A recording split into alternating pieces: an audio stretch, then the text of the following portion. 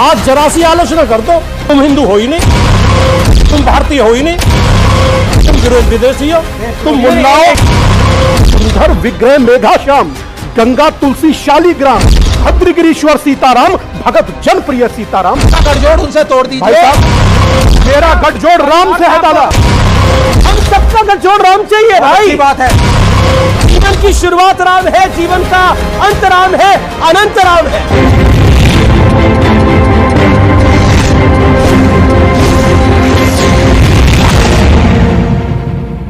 नमस्कार व्यूअर्स, मैं हूं अमीश देवगन और आप देख रहे हैं देश का सबसे बड़ा कार्यक्रम ये देश है हमारा। वीकेंड का सबसे बड़ा कार्यक्रम ये देश है हमारा। अगर शेखों के शहर में शंख ध्वनि गूंजने लगे तो यह घटना सामान्य रह ही नहीं जाती।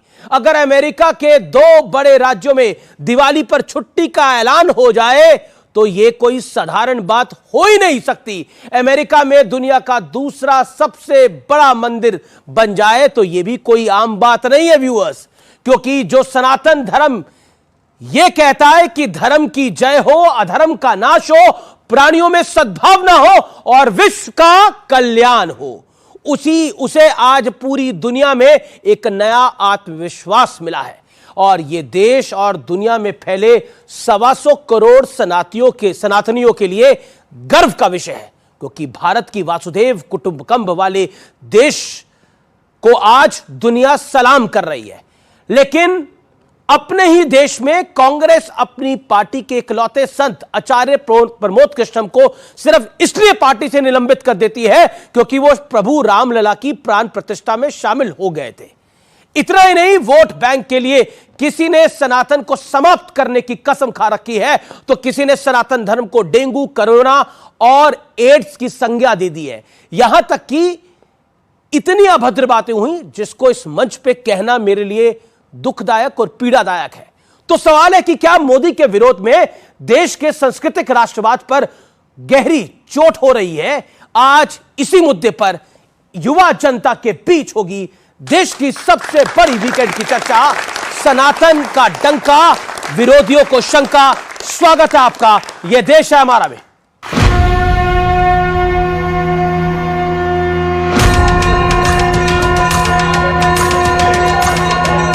देश से लेकर विदेश तक ये सनातन का डंका है। और यह भी संयोग है कि मात्र महीने के भीतर पहले अयोध्या में रामलला की प्राण प्रतिष्ठा हुई और फिर प्रधानमंत्री के हाथों अबू धाबी में पहले हिंदू मंदिर का उद्घाटन हुआ। मंदिरों में वेद की जिन ऋचाओं का पाठ होता है वो हमें सिखाती हैं वसुधैव कुटुंबकम, अर्थात पूरी पृथ्वी ही हमारा परिवार है। इस विचार को लेकर आज भारत विश्व शांति के अपने मिशन के लिए प्रयास कर रहा है। अमेरिका से ब्रिटेन तक, ऑस्ट्रेलिया से खाड़ी के देश तक सनातन को नई पहचान मिल रही है, नया सम्मान मिल रहा है और सनातनियों का आत्मसम्मान भी बढ़ रहा है।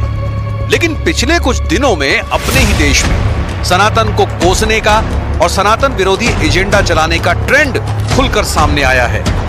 यहां तक कि रामलला की प्राण प्रतिष्ठा में शामिल होने के चलते कांग्रेस में इकलौते संत आचार्य प्रमोद कृष्णम को पार्टी से निलंबित कर दिया। क्या राम का नाम लेना पार्टी विरोधी है? क्या अयोध्या जाना पार्टी विरोधी है? क्या भारतीय संस्कृति, संस्कार और सनातन की बात करना पार्टी विरोधी है? कि राम और राष्ट्र पर समझौता नहीं किया जा सकता है। जिनका नाम ही शंकर पर है, मल्लिकार्जुन जी, जिनका नाम राम पर है, येचुरी जी, सीताराम जी, और जिनके पोते ने कहा राम नहीं हुए, जिनके बाबा का नाम ही भगवान का पर्यायवाची था, करुणानिधि जी, पोता बोला राम नहीं हुए। उन्होंने तो सनातन को भी बहुत बुरा उन्होंने कहा राम नहीं हुए। मैंने कहा राम नहीं हुए और बाबा हो गए तुम्हारे। एक तर्क होता है कि भारत सेकुलर देश है और ऐसा लग रहा है कि भगवाकरण हो रहा है, पूरे सिस्टम का भगवाकरण हो गया है। कोई सरकार भगवाकरण नहीं कर सकती, सिर्फ भारत देश के लोग कर सकते हैं। अगर ये देश भगवा रंग में रंग गया है तो हम क्या करें इसका? हम क्या करें जब हमारी सोई हुई सनातन संस्कृति जाग उठी है, हमारा शौर्य जाग उठा है, हमारा पराक्रम जाग उठा है। तो सवाल है कि जिस सनातन को दुनिया सलाम कर रही है, क्या कुछ नेता और कुछ लोग मोदी विरोधी एजेंडे पर काम करते हुए सनातन को नीचा दिखाने की कोशिश कर रहे हैं? आज जनता के बीच इसी सवाल पर होगी देश की सबसे बड़ी बहस। तो अब वक्त है जानने का कि आज की चर्चा के बड़े मुद्दे क्या हैं। और 3 बड़े मुद्दे हैं। मोदी राज में सनातन को ग्लोबल सम्मान मिला है, point number 1। Point number 2, Modi विरोध में सनातन विरोधी एजेंडा है, चाहे वो समाजवादी पार्टी के बड़े नेता हो स्वामी प्रसाद मौर्य, चाहे वो आरजेडी के नेता हो, चाहे वो स्टालिन हो, चाहे वो कांग्रेस के नेता हो। वोट बैंक के लिए क्या सांस्कृतिक राष्ट्रवाद पर लगातार भीतरघात हो रहा है और लगातार चोट हो रही है। तीसरा बड़ा मुद्दा यह है। और चौथा बड़ा मुद्दा है मेरे युवा मित्र जो आज सवाल पूछेंगे यहां पर, जिनको क्या लगता है सनातन के बारे में। और इन सबका अभिनंदन है, तो जोरदार तालियों से आप भी अभिनंदन करिए मेरे युवा मित्रों का यहां पर। और साथ ही साथ मेरे साथ आज कौन कौन जुड़ रहा है? मेरे साथ आज है प्रेम शुक्ला, भारतीय जनता पार्टी के नेता प्रवक्ता, उनका अभिनंदन है, जोरदार तालियों से अभिनंदन करिए। स्वामी दीपांकर आध्यात्मिक गुरु हैं, उनका अभिनंदन है। और भिक्षा यात्रा चला रहे हैं, 1 वर्ष से ऊपर हो गया है, और एक ही बात कहते हैं कि बटो मत, बटो मत और बटो मत। मेरे साथ विवेक श्रीवास्तव हैं, जो कि वैसे तो नास्तिक हैं लेकिन लेफ्ट के बड़े नेता हैं। मेरे साथ शादाब चौहान है, पीस पार्टी के नेता, उनको भी नमस्कार हमारा। और राजकुमार भाटी है, समाजवादी पार्टी के नेता प्रवक्ता, और अपनी बात बहुत शालीनता और सौम्यता के साथ रखते हैं। तो जोरदार तालियों से एक बार फिर अभिनंदन है आप सबका। लेकिन आज की चर्चा को आगे बढ़ाने से पहले मैं आप लोगों से राय लेना चाहता हूं, और खुल के बोलिए, ये मंच आपको मिल रहा है, खुल के बोलिए, अपना हाथ खड़ा करिए और अपनी बात को रखिए। मैं एक एक करके आपसे पूछूंगा, बताइए क्या कहना चाहते हैं आप। क्या आपको लगता है ये सनातन धर्म के लिए एक बड़ा मौका है? हाँ जी सर, मेरे लिए ये कहना गर्व की बात है कि ये सनातन धर्म के लिए एक बहुत बड़ा मौका है। क्यों? क्योंकि अभी जो हमारी मौजूदा सरकार है हमारे देश में, अच्छे अच्छे निर्णय सनातन के लिए हित में ले रही है जी, जिसके बिहार पे मैं ये कहना चाहता हूँ। Very good, very. और कोई कुछ कहना चाहता है? बोलिए। जिस तरह से कांग्रेस द्वारा और समाजवादी पार्टी के जो नेता हैं स्वामी प्रसाद मौर्य द्वारा लगातार सनातन धर्म के अनुयायियों पर हमला बोला जा रहा है, जी। उस हिसाब से तो लगता है कि हिंदुओं का विरोध कर रहे हैं। और हम सभी जानते हैं कि भारत एक हिंदू बाहुल्य देश है, और हिंदू बाहुल्य देश में हिंदुओं की आस्था के साथ खिलवाड़ करके नहीं जीता जा सकता है। कोई भी आस्था के साथ खिलवाड़ करके नहीं जीता जा सकता। चलिए इस चर्चा की शुरुआत शादाब चौहान आज आपसे करते हैं। नॉर्मली आपसे ओपन नहीं करते, डिबेट आज ओपन करते हैं, और 50 सेकंड का वक्त आपको मैं देता हूं। क्या आपको लगता है यह सनातन युग है भारत के लिए, और सनातनी संस्कृति, जिसको सांस्कृतिक राष्ट्रवाद का भी नाम दिया जाता है, वो सर्वोपरि है? और शायद 70 साल से लेफ्ट ने, बड़े नेताओं ने यह समझाने की कोशिश करी कि सांस्कृतिक राष्ट्रवाद नाम की कोई चिड़िया नहीं है, लेकिन पब्लिक है, सब जानती है, समझ गई। देखिए, सनातन का जो मैंने अध्ययन किया है, वहां करुणा है, भाव है, न्याय है, अहिंसा है, अत्याचार के खिलाफ खड़े होना है, और मानव मानव के भेद को समाप्त करके समान रूप से न्याय देना है।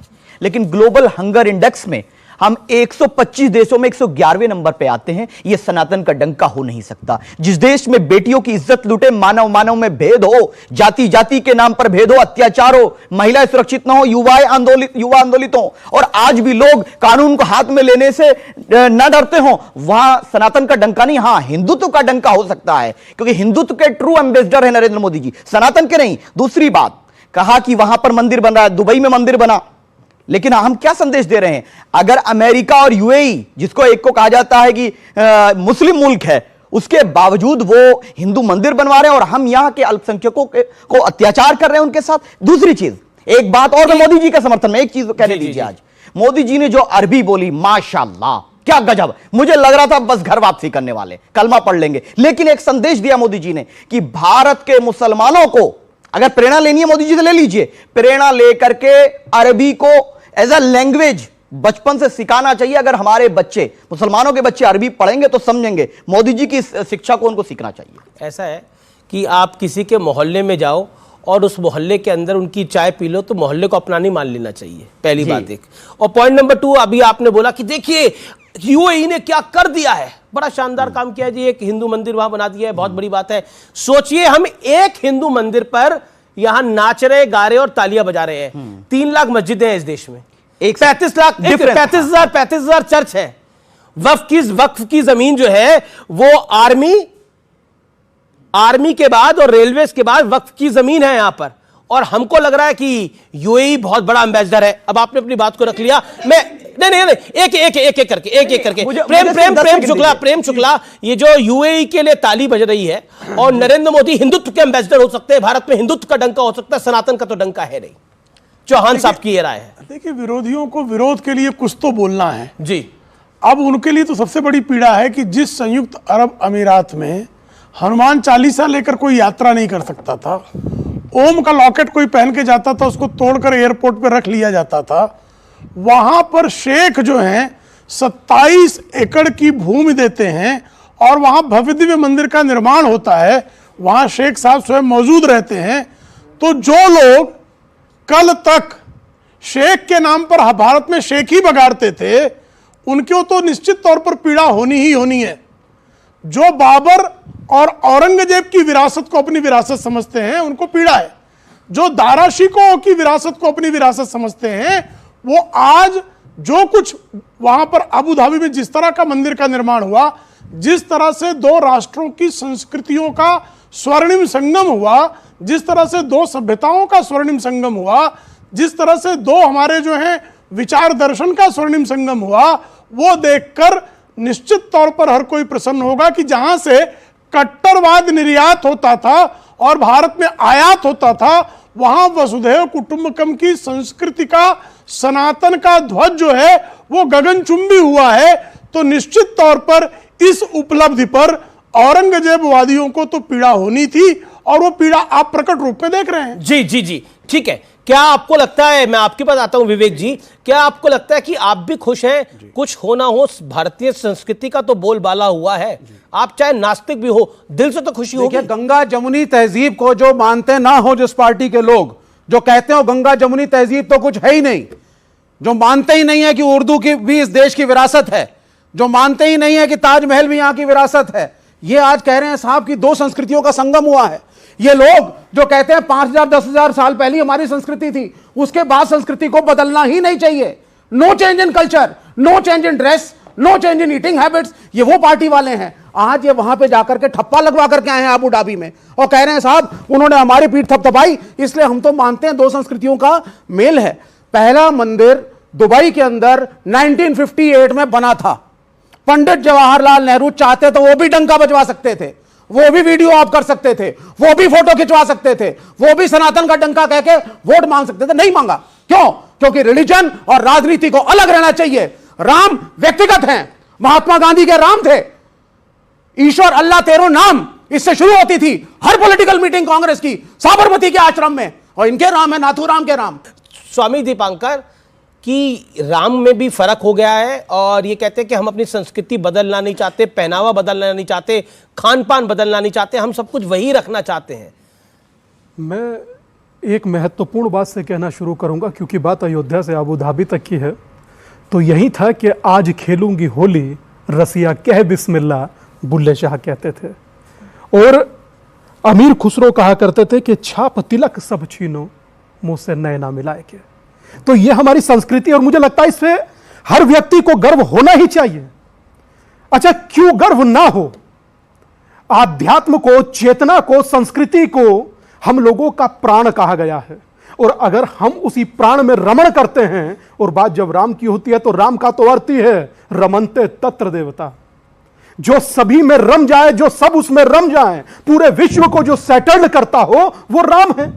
तो राम का नाम लेना कहां अपमान हो सकता? हाँ, 14 से पहले जरूर होता था, अगर जय श्री राम कहे तो कम्युनल कहलाते थे, मगर आज अगर जो जय श्री राम कहते हैं तो मुझे लगता है कि आत्मा परमात्मा के चरणों में नतमस्तक होकर जय श्री राम बोलती होगी। मगर आज गांधी के राम राम नहीं थे। बड़ा रोचक एक शब्द, गांधी के राम राम नहीं थे। मैं आपकी बारी में 2014 के पहले महात्मा गांधी राम राम करते थे तो राम नहीं थे। जब आपकी तब वो राम कम्युनल थे। ये कटसी तब लोग कहते थे राम क्यों बोल रहे हैं गांधी? आप बोलेंगे, आप राम के नाम पे कह रहे हैं कि 2014 के बाद राम को माना इस देश ने। आप क्या कह रहे हैं? एक एक करके अच्छा, आप क्या कह रहे हैं? चिल्लाइए मत भाई, बोलने दीजिए ना। आप अपनी बारी में बोलिए, मैं अपनी में बोलूं। आप राम और मोदी को जोड़ रहे हैं। मैं ये कह रहा हूं कटसी, आप राम की का कंपैरिजन नरेंद्र मोदी से कर रहे हैं। मैं ये सोच रहा हूं कि ये करते, मैं सोच रहा हूं आप क्या कह रहे हैं? नहीं दे रहे हैं। ये सोचिए 14 नहीं बोलने दूंगा आपको। अगर 2014 के में आपके हिसाब अगर से नहीं बोलने भगवान देंगे राम का तो उदय फिर हुआ, दूसरा हमारे पास रास्ता 2014 है। के बाद मैं नहीं, ऐसा नहीं है। हिंदुओं ने अगर राम- एक करके अच्छा एक शब्द इसमें एक शब्द राम का नाम लेते ही जो है स्टैलिन नाराज हो जाता है। देख लीजिए आप, राम का नाम ले तो स्टैलिन नाराज हो जाता है भीतर का। मैं बोलूं तो दुख होता है, आप बोले कि भारतीय सेना को खून ना दे तो जायज है। क्या यार सब थोड़ा सा शर्म कीजिए। संदेश खाली पड़ता है, ये रहा संदेश खाली बंगाल में। मैं आपसे कहना चाहता हूं, आप सब यूथ बैठे हैं, युवा बैठे हैं, आप ही का जिक्र कई बार इन लोगों ने किया। ये रहा संदेश खाली बंगाल में। हिंदू महिला है तो उठा लीजिए रात में और कार्यालय पर उसके साथ बदसलूकी कीजिए।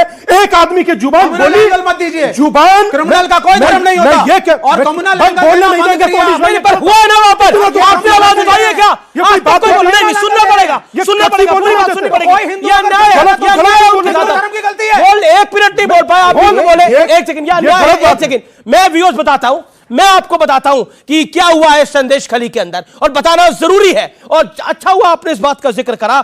इन दिनों पूरे देश ने किसानों की हक की चर्चा करी है, और किसानों के हक की चर्चा करी है, और चर्चा होनी भी चाहिए जी, बिल्कुल किसानों की चर्चा हो। लेकिन अब आपको मैं बताता हूं कि एक राज्य ऐसा है इस देश के अंदर जिसका नाम है बंगाल, पश्चिम बंगाल। वहां पर इलाका है संदेश खली। वहां पर क्या हो रहा है आप हैरान हो जाएंगे, वो सुनकर आपके रोंगटे खड़े हो जाएंगे। आरोप है कि यहां की महिलाओं के साथ टीएमसी के लोग आए दिन रेप करते हैं, छेड़खानी करते हैं।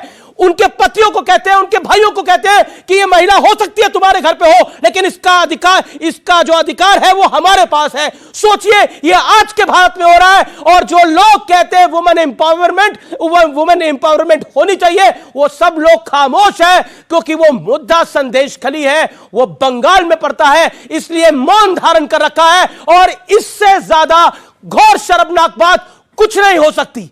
ये देश को पता ही नहीं है अभी तक संदेश खली में जो हो रहा है। कहां है राहुल गांधी? कोई कुछ नहीं बोल रहा।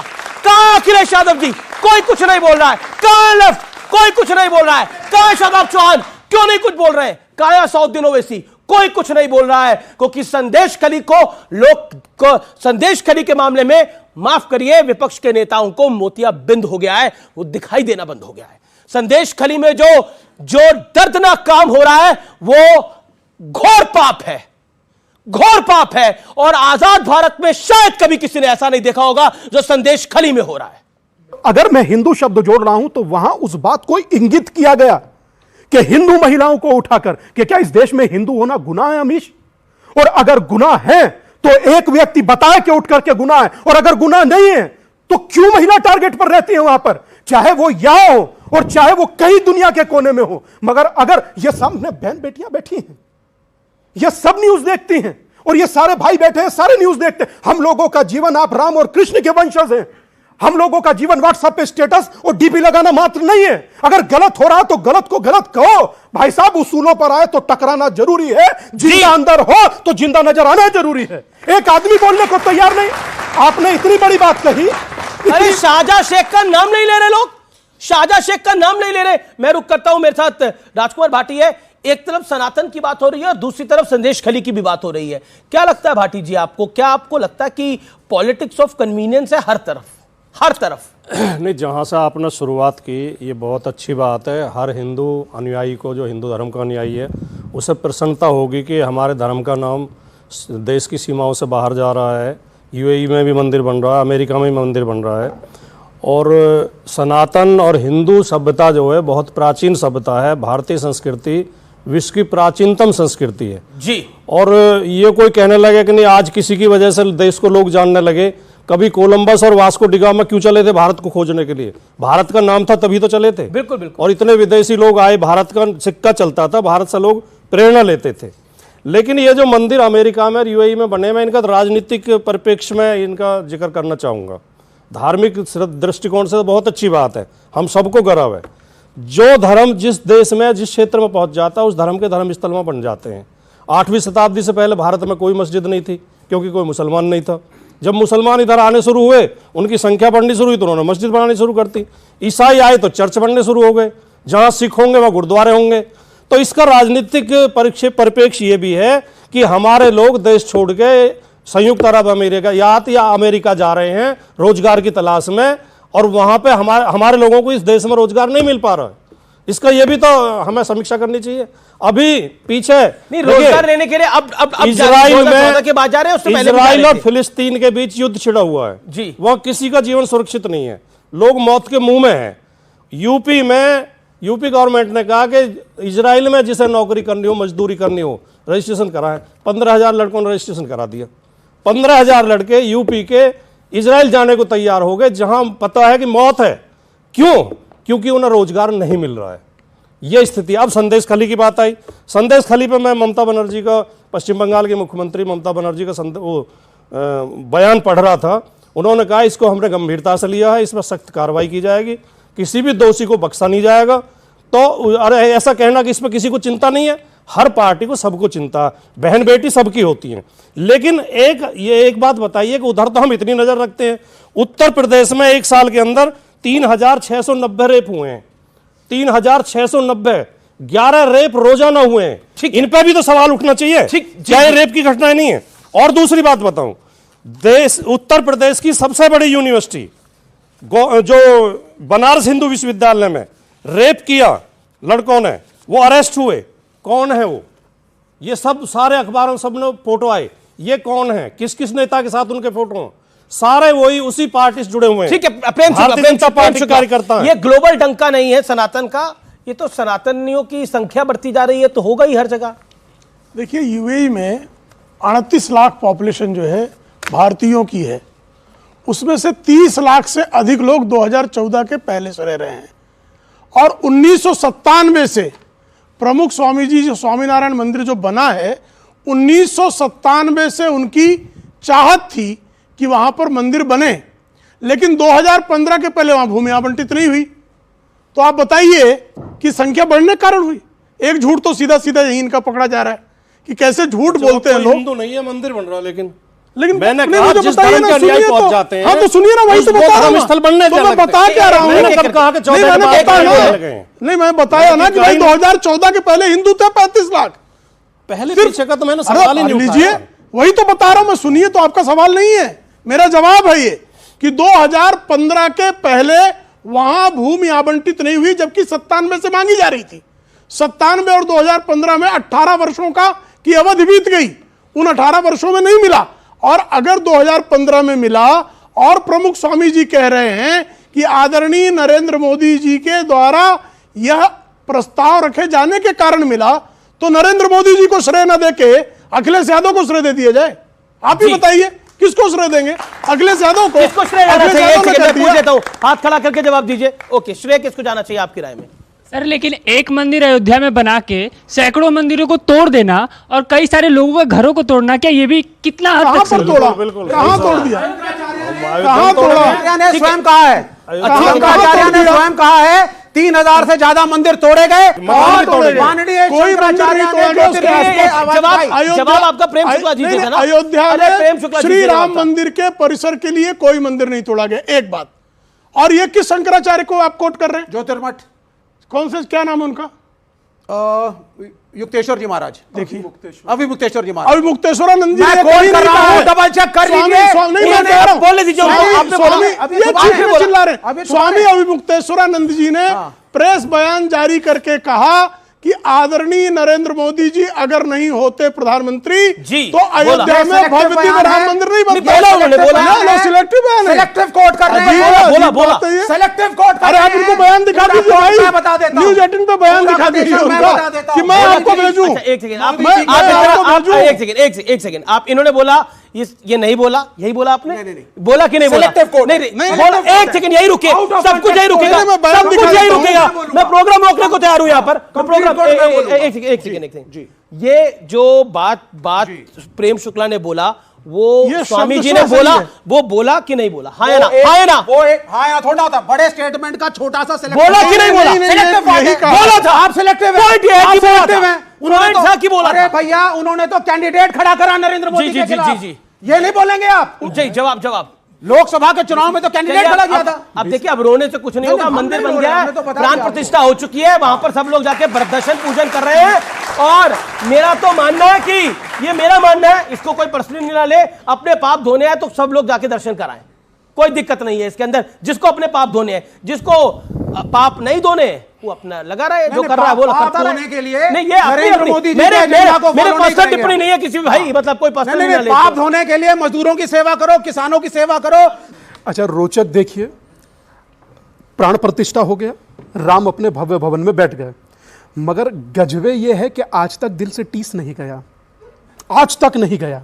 जो आज तक प्राण प्रतिष्ठा हुए हफ्ता 10 दिन बीत गया, आज भी अगर चर्चा हो तो सिलेक्टिव और डिटेक्टिव बता रहे हैं। सोचिए कि अगर नहीं बन रहा था, अस्पताल बना लीजिए, स्कूल बना लीजिए, उसी के बाजू में 5 एकड़ जमीन बनी है। पॉलिटिकल नेताओं को सलाम करने के चक्कर में सोचिए, शंकराचार्य मात्र इन्होंने साइड फेंक मात्र बोलने के लिए ये गलत वो हैं जिन्होंने पॉलिटिकल मास्टर्स को सलाम करने के चक्कर में शंकराचार्य को भी साइड फेंक दिया। इसका अर्थ ये है, कौन हमें एक को गिना इसका अर्थ ये है, अरे जात ना पूछो साधु की, पर कोई बात नहीं, नहीं जात बता देता हूं आपको, अमीश भाई, साधु के पास क्या है, फक्कड़ आदमी होता है। नहीं, आप शंकराचार्य जी के वक्तव्यों से एग्री करते हैं या नहीं? मत कहा करो, वो धर्म को अफीम का नशा समझते हैं। अरे धर्म को तो छोड़िए, शंकराचार्य तो आपके धर्म का है। अरे भाई, आपको शंकराचार्य से क्या लेना देना? नरेंद्र मोदी को आपको लेना देना शंकराचार्य में, शंकराचार्य को ही साइड में कर दिया। अमीश भाई, मैं उठकर वहां चला जाऊं क्या? नहीं, कौन बोलता है यार? शादाब भाई चुप बैठे, राजकुमार भाटी चुप बैठे, प्रेम अकेले व्यक्ति यार पूरे संसार को सर पे उठाए हुए हैं। क्या स्टेलिन भीतर घुस गया था? नहीं है पॉइंट आपके, तो मैं क्या कर सकता हूं? अरे भाई बोलने दीजिए ना, होगा नहीं होगा पॉइंट वो स्वीकार करेंगे, वो करेंगे ना जो ताली बजा रहे हैं। शंकराचार्य प्राण प्रतिष्ठा की डेट से अजय नहीं थे, आप बता दीजिए। नहीं, आप बताइए ना। ये गलत बात है, आपके पास है नहीं शब्द। एक सेकंड, मैं यहाँ बैठ जाता हूँ भाई के साथ। नहीं, अरे आप जमीन पे नहीं, अरे आप बोल लो, कर लो तसल्ली। आप इधर बैठिए, आपको अगर कोई बात होती है आप इधर बैठ जाऊंगा, इधर आप अपनी बात। एक सेकंड अमीश भाई, मैं कह रहा हूँ प्रेम शुक्ला जी चुप बैठे हैं, अपनी बारी में बोल रहे हैं। राजकुमार भाटी, शादाब भाई अकेले व्यक्ति हैं। अकेले व्यक्ति सनसनी नहीं, अकेले व्यक्ति सनसनी मचाए हुए हैं यार। कोई बात, कोई बोलता है क्या ऐसे? एक शांत हो जाए, अभी भी आप नहीं शांत हो रहे। अब बताओ क्या कहोगे ऐसे? मैं क्या करें अब बताइए, मैं भी यहाँ बैठ जाता हूँ। आइए बैठिए, अब क्या करें बता सर, अब शांत हो जाइए ना। आप प्रश्न पूछिए, ठीक है, प्रश्न पूछेगा जवाब देंगे। को गलत बताया, कहाँ पॉलिटिकल है, वोट मांगने के लिए 22 जनवरी को कर रहे हो आप। शंकराचार्य से एग्री कर रहे हैं या पानी पी लो, आपने पानी भी हाथ में रखेगा, पानी बोलिए। जल ग्रहण कर लो थोड़ी देर के लिए, अब शांत रहिएगा जब तक जल ग्रहण करो। इनको 2-3 बोतलें और दो जी पानी की। जी अमीश भाई, एक पंक्ति में कहूंगा, राम का काज था, राम ने करा लिया। राम से ऊपर इस धरती पर कोई नहीं है, ना मेरे लिए ना इन सबके लिए। पहली बात। दूसरी बात ये कहना चाहता हूं कि मैं अगर संदेश खाली की बात कह रहा हूं तो इन्हें तकलीफ हो रही है, मैं अगर राम की बात कहूं तो तकलीफ हो रही है। ये बताओ तो कहूं किसकी बात? विवेक भाई की बात बोलूं? ये जो कह शांत हो, ये गजब। और मैं 10 सेकंड नहीं बोले फिर वही हो रहा है। मैं हूं दादा उत्तर प्रदेश का, मैं उत्तर ना दूं मुझे रोटी हजम नहीं होगी। उत्तर प्रदेश के लोगों की तो भाई साहब ये आदत है, उत्तर जम कर देते हैं। तो मैं बहुत क्लियर एक बात इनसे कहना चाहता हूं कि हमारे देश की संस्कृति को कमतर आंकना कम करें, नीचा दिखाना कम करें। इनके मुंह से एक बार निकला कि जब उसने कहा कि सनातन धर्म का मैं डेंगू है, मलेरिया है, उद्बोधन करूंगा। हाँ, और सनातन धर्म को एड्स बताया, एक व्यक्ति के मुंह से गलत नहीं निकला। और बात अगर जो हम लोगों के खिलाफ हो, भाई साहब ये आसमान सिर पर उठा लेते। सर, ये देश के लिए सेकुलरिज्म बहुत बड़ा है। हम कहते हैं कि इस देश के अंदर देखिए, इन्होंने बोला अल्पसंख्यकों के साथ, ये शादाब भाई ने बोला अल्पसंख्यकों के साथ, देखिए कितना गलत हो रहा है। इस देश के अंदर एक व्यक्ति ने भगवान राम के बारे में क्या कुछ कहा और वो एक कंटेस्ट जीत गया है। वो कंटेस्ट जीत गया। और एक महिला है नुपुर शर्मा, उन्होंने एक शब्द बोला जिन शब्दों को उन शब्दों को कोई जायज नहीं कहता, लेकिन वो अपने घर से नहीं बाहर निकल सकती। ये फर्क है जी। और सोचिए उसको लेने के लिए कितने लोग पहुंचे। मैं नाम नहीं लूंगा, वो उस काबिल नहीं है कि मैं उसका नाम लूं अपने प्रोग्राम के अंदर, लेकिन सोचिए आप ही लोगों ने वोट डाला होगा ना, किसी ने तो वोट डाला होगा उस व्यक्ति को। यही भाई साहब इस कड़वी हकीकत है पर अकाट्य सत्य है इस देश का कि आप नीचा दिखाइए। आपने नुपुर की बात कही, किसने कहा था कि सरतन से जुदा राजस्थान में? हमने कहा आज 500 साल बाद राम का मंदिर बना, जाकर के वहां खड़े हो गए, यह गुनाह है। आज तक कृष्ण अपने मंदिर में नहीं पहुंच पाए। हमने एक बार बोला अदालत के जरिए है ना, तो अदालत के जरिए लड़ रहे हैं। काशी विश्वनाथ आज तक अपने भव्य भवन में नहीं विराज पाए। क्या यह गलत है? 500 साल बाद देश अपने 500 साल बाद भी देश अपने आराध्य की पूजा नहीं कर सकता इस देश में, और अगर करे तो भाई साहब इतनी बातें उसको सुनने को मिलती हैं। मैंने अगर 1 सेकंड पहले कहा कि 2014 से पहले राम बोलना गलत था, क्या गलत कह रहा हूं? 2014 से पहले राम बोला जाता था तो क्या होता था? कॉम्युनल कहा जाता। और एक भाई ने यह कहा कि मंदिर तोड़कर, दादा इस देश में 2.5 लाख 3 लाख करोड़ की इकोनॉमी मंदिर की है किसी की हैसियत के मंदिर तोड़ दे? तोड़ नहीं सकता। और जिसका समय खराब आता है वो मंदिर तोड़ने जाता है, और जिसका समय सही आता है वो राम के सामने सर झुकाता है। कौन से कितने लोग थे इस देश में जिन्हें राम के बारे में कहा गया कि निमंत्रण दिया गया, निमंत्रण दिया गया, निमंत्रण दिया गया, कितने लोग गए? अच्छा ठीक है, अब मैं राजकुमार भाटी का रुख करता हूं। राजकुमार अब आप शांत होइए। अब तो राजकुमार भाटी बोल रहे हैं। राजकुमार भाटी क्या बोलिए? स्वामी दीपांकर जी ने बहुत बढ़िया बोला, उनकी सारी बातों से सहमत होते हुए। बहुत वो संत हैं, अच्छे व्यक्ति हैं, विद्वान व्यक्ति भी हैं, लेकिन एक बात पे मुझे सख्त ऐतराज है। आपने एक बात बहुत गलत बोली, 2014 से पहले राम की कोई हैसियत नहीं। आप राम को कम कर रहे हैं, ये गलत बात कही। आप राम का महत्व कम कर रहे हैं, गलत कह रहे हैं। राम के बारे नहीं आया, आपने ऐड किया है। वो ही काम कर रहे हो आप, विवेक जी वाला ही। नहीं, मैं भाटी जी आपने कहा 2014 से पहले राम को कौन बोलता था? नहीं कहा, नहीं कहा। राम हमेशा वो देखिए, वो भी गलत कह रहे हैं। राम कण कण में है, वो भी गलत मन में है। हम तो जब पैदा हुए तब से सुनते आ रहे राम राम जी, राम राम जी, सब लोग राम राम जी बोलते हैं। राम को हमेशा से राम थे। ये भ्रम पालना के कोई राम को लेके आए हैं, ये सबसे बड़ा भ्रम है, और ये राम का भी अपमान है। 2024 में आके आप समझ गए, लेकिन सोचिए यही नारा लगाया था, और ये नारा आप ही का था कि मिले मुलायम काशी राम, हवा में उड़ गए जय श्री राम। तो ये देश है हमारा में रुकेंगे एक अंतराल के लिए, लेकिन अंतराल के उस पार ये चर्चा और आगे बढ़ेगी। आप देखते रहिए व्यूअर्स, ये देश है हमारा न्यूज़ 18 पर। आपकी चिंता होती है, मैं मात्र इतना कहना चाहूँ, आप अपनी चिंता, आप अपनी चिंता, आप इधर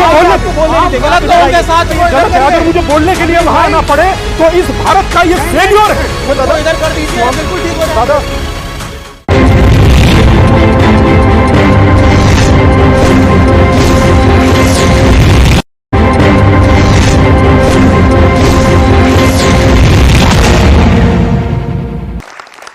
एक बार फिर आपका स्वागत है वीकेंड के सबसे भरोसेमंद कार्यक्रम ये देश है हमारा में।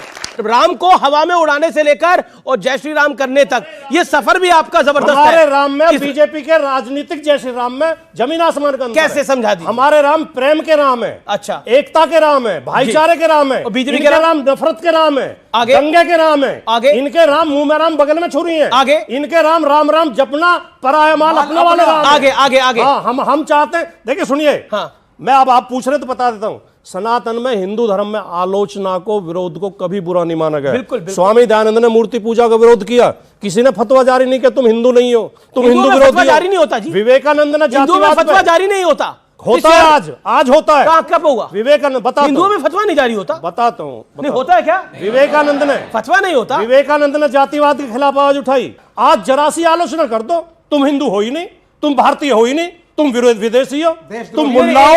आज ये हालत बना दिया। बताइए 14 के बाद केवल ये परिवर्तन आया। अब बताइए, कोई बोले सनातन धर्म एड्स है, सनातन धर्म डेंगू है, कोरोना है, सनातन धर्म हिंदू धर्म एक धोखा है।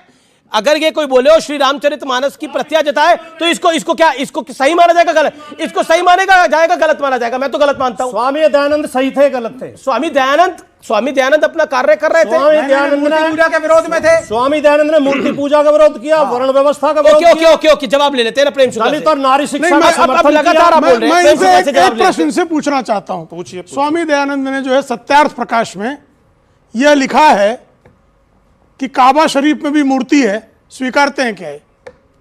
स्वामी दयानंद ने स्वीकारते हैं क्या? स्वामी दयानंद ने मुस्लिम कट्टरपंथ का भी जम के आलोचना की, उनके अंधविश्वास की भी आलोचना की, आपके राम राम जपना पराया माल अपना है। आपके राम मुंह में राम बगल में छुरी, ये है आपके राम, ये बोला। देखो हमारे लिए तो सी राम मैं सब जग जानी, कर रहा हूं प्रणाम जोर युग पानी, हम तो मानते हैं। लेकिन इस सत्य से कौन इंकार कर सकता है कि 1990 में जब इनके नेता आदरणीय मुलायम सिंह यादव मुख्यमंत्री थे, तब रामदाना प्रसाद का नाम बदल दिया गया, तो उसको मुलायम दाना कर दिया गया था।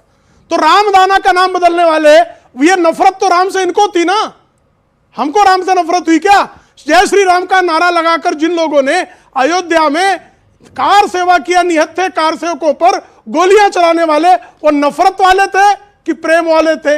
ये जरा बता दें। क्या था? सरयू के रक्त को, सरयू के जल को हिंदुओं के रक्त से लाल करना, ये नफरत थी कि प्रेम था? जरा ये भी बता दीजिए, ये क्या था? राम राम जपना पराया माल अपना कहने वाले ये कह सकते हैं क्या कि अल्लाह अल्लाह जपना पराया माल अपना है? हिम्मत करे गिर की। राम राम जपने वाला कभी भी पराये माल को अपना नहीं कह सकता, क्योंकि राम जो है वो कल्याण के राम है, करुणा निधान है। राम जो है वो प्रेम के राम है। और राम जो है जब वो लंका विजय भी करते हैं तो लंका विभीषण को देते हैं, वो किष्किंधा विजय भी करते हैं तो किष्किंधा सुग्रीव को देते हैं। वो विस्तार के राम नहीं है, ठगी के राम नहीं है। राम राम के नाम को बदनाम वो लोग करते हैं जो स्वयं को मुल्ला कहलाने में अभिभूत हो जाते हैं। उनको राम और इस तरह के नारे लगाना कि मिले मुलायम कांशी राम, हवा में उड़ गए जय श्री राम। हवा में जय श्री राम नहीं रुक सकते, उड़ सकते। वो ब्रह्मांड नायक है। आज उसी अयोध्या में बाबरवादियों की छाती पर ध्वज गाड़कर वहां भव्य दिव्य राम मंदिर बना कि नहीं बना? राजकुमार भाटी, श्री मुलायम सिंह यादव जी का नाम लिया, केवल संक्षेप में एक ही वाक्य में जवाब दूंगा उनका, तो कि अगर वो हिंदू विरोधी होते, सनातन विरोधी होते, राम विरोधी होते तो अपने पुत्र का नाम अखिलेश ना रखते, क्योंकि अखिलेश भी ईश्वर का ही एक पर्यायवाची नाम है, राम जी का ही पर्यायवाची नाम है। दूसरी बात, आपने कहा राम राम जपना पराया मार अपना।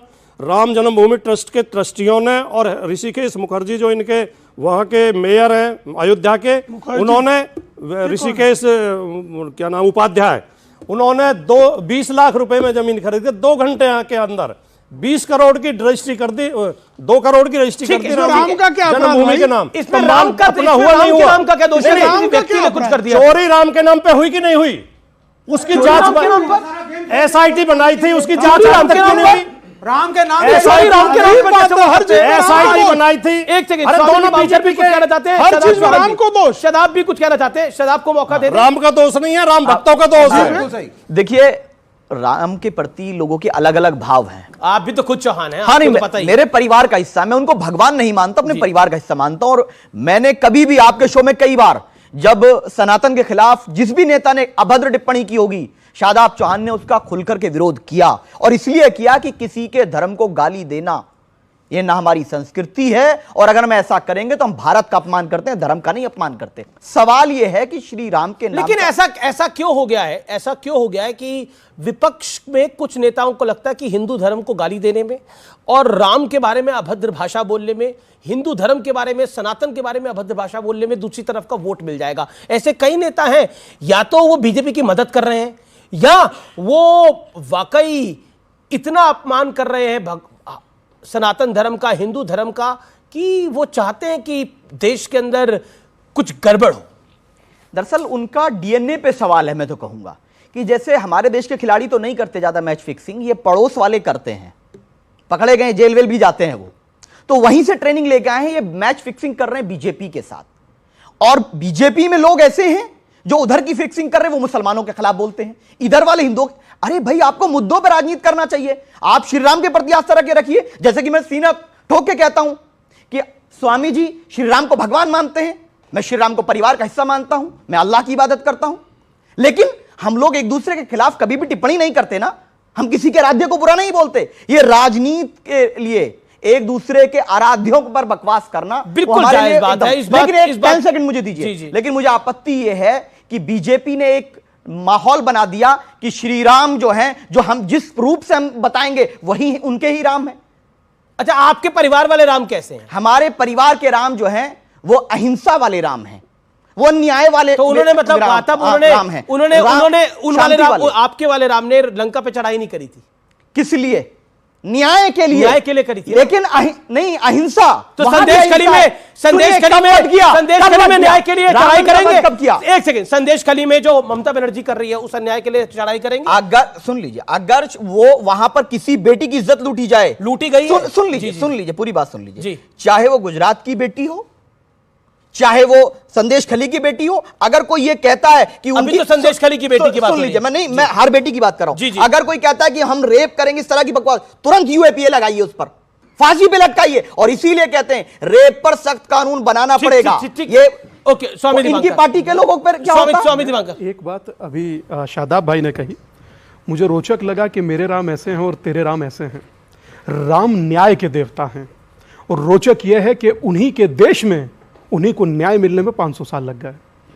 अभी विवेक भाई ने भी कहा कि महात्मा गांधी के राम अलग थे क्या, आपके राम अलग हैं क्या। मैं एक छोटी सी बात कहना चाहता हूं, बहुत अच्छा एक शब्द था कि रघुपति राघव राजा राम, पति तपावन सीताराम, आगे था सुंदर विग्रह मेघा श्याम, गंगा तुलसी शालीग्राम, भद्रगिरीश्वर सीताराम, भगत जनप्रिय सीताराम। इसके आगे ये शब्द थे, ये नहीं थे तो नहीं चेंज करना चाहिए था गांधी को। अब भाई बोलने तो गांधी गलत थे, ये गलत बात है भाई। गांधी हिंदू मुस्लिम यूनिटी की बात करते थे, गलत थे, ये गलत बात। गांधी को भी एक कट्टर हिंदू आपकी तरह होना चाहिए था, गांधी को भी मुसलमानों को साइड ट्रैक करना चाहिए था, गांधी को भी काल्पनिक हिंदू राष्ट्र बनाना चाहिए था। अमीश बाबू, हिंदू राष्ट्र की कल्पना जी बोले दीजिए, बोले। मैं भी ये कह रहा हूं जो आप कह रहे हैं, आप मानते नहीं है। आपने कसम खाई आज विवेक भाई, हम एक ही बात कर रहे हैं। नहीं ये मैं भी यही कह रहा हूं, ये भी ये कह रहे हैं कि गांधी को नहीं मानते। अमीश मैं भी कह रहा हूं ये गांधी को नहीं मानते। अमीश भाई एक चीज है कि मैंने मात्र ये बताया कि लिखा किसने था और असली क्या। क्यों बताया आपने? इसलिए बताया मैंने, गांधी को नीचा दिखाने के लिए बताया। इसलिए क्या बताया?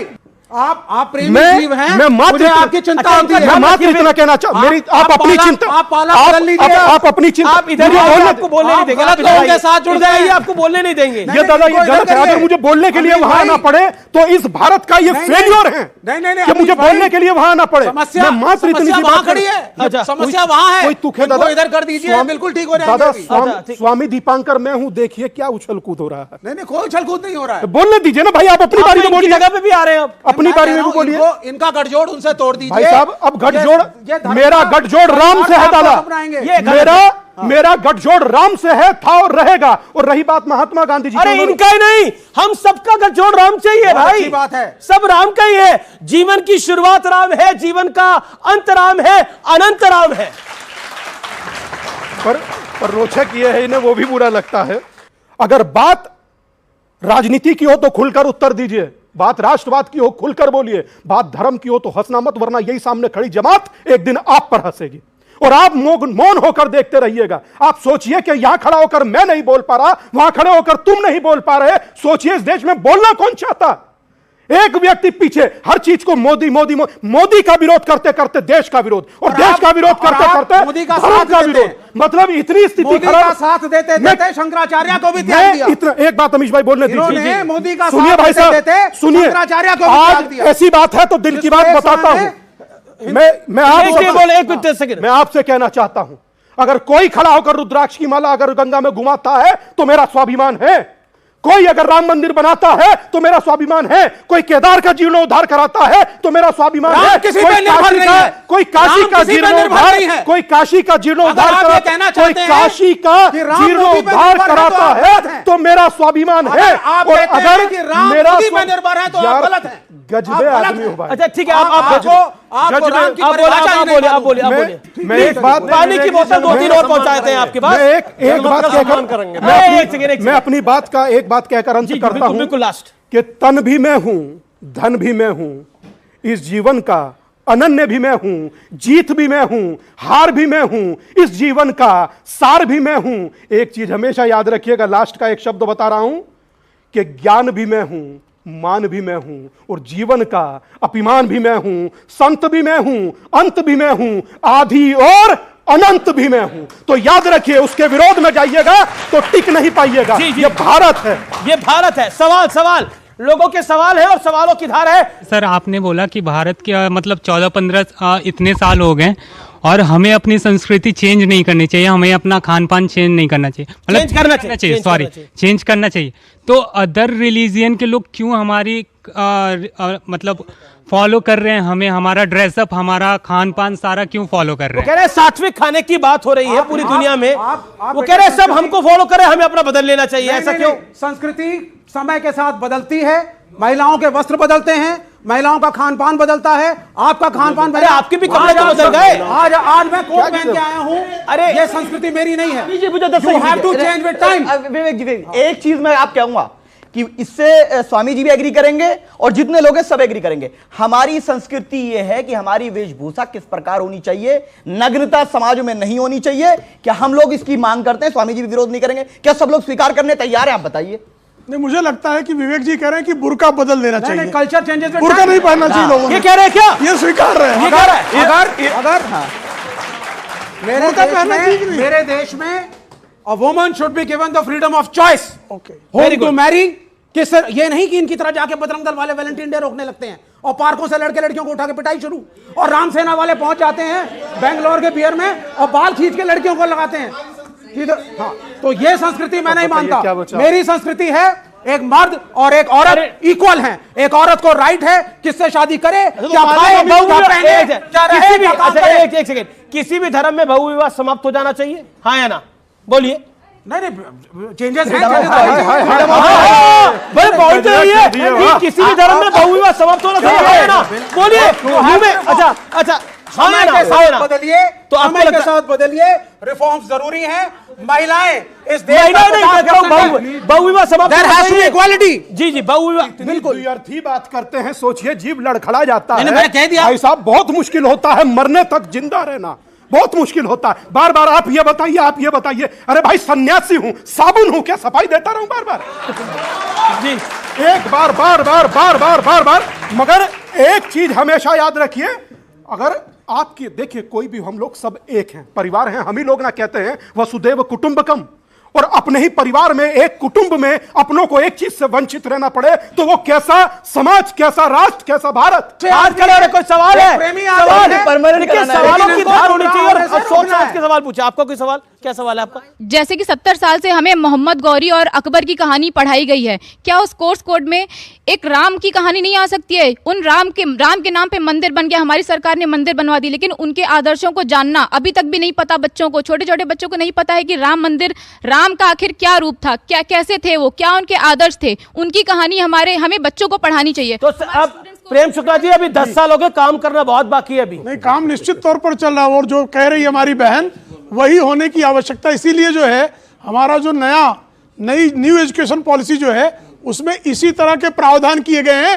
लेनिन, स्टालिन, अकबर, औरंगजेब को बाहर किया गया है। राम कृष्ण ही आएंगे इस देश में। इस देश के कृष्ण राम ही जो हैं वो प्रतिनिधि हैं। औरंगजेब, बाबर और लेनिन, स्टालिन नहीं है। अस्पताल जाएंगे, जब बीमार पड़ेंगे वो अस्पताल जाएंगे। अस्पताल भी हमारी संस्कृति का अंग है जी। इनके साथ खड़े होकर के विज्ञान, धन्वंतरी भी हमारी संस्कृति के अंग है बाबू। तो इनके साथ खड़े होकर के विज्ञान को गाली देंगे। आश्चर्य हुआ कि या तो आजकल ये स्कूलों का सिलेबस चेंज कर दिया गया, या हो सकता है अंग्रेजी मीडियम के जो स्कूल हैं उनमें ना पढ़ाया जाता हो। हम तो जब पढ़ते थे, हमें तो 4वीं 5वीं क्लास में राम की कहानी पढ़ाई गई थी। 6ठी क्लास में फिर रामचरितमानस की चौपाइयाँ आती थी और लक्ष्मण परशुराम संवाद पूरा पढ़ाया जाता था, उन्हें याद भी कराया जाता। फिर कक्षा 6 में एक हमारे पूर्वज नाम की किताब लगती थी, उसमें परशुराम जी की भी कथा थी, नचिकेता की थी, ध्रुव भगत की थी, सावित्री की थी, सीता की थी, उसमें तमाम कहानियां पढ़ाई जाती। ये सब कथाएं पढ़ा दीजिए स्वामी प्रसाद मौर्य को।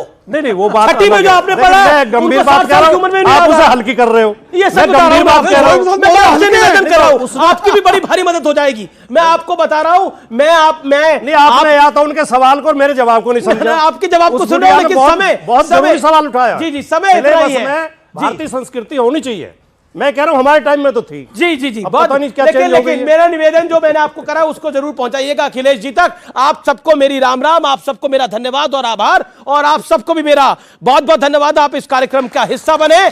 आप सबको भी मेरा बहुत बहुत शुक्रिया।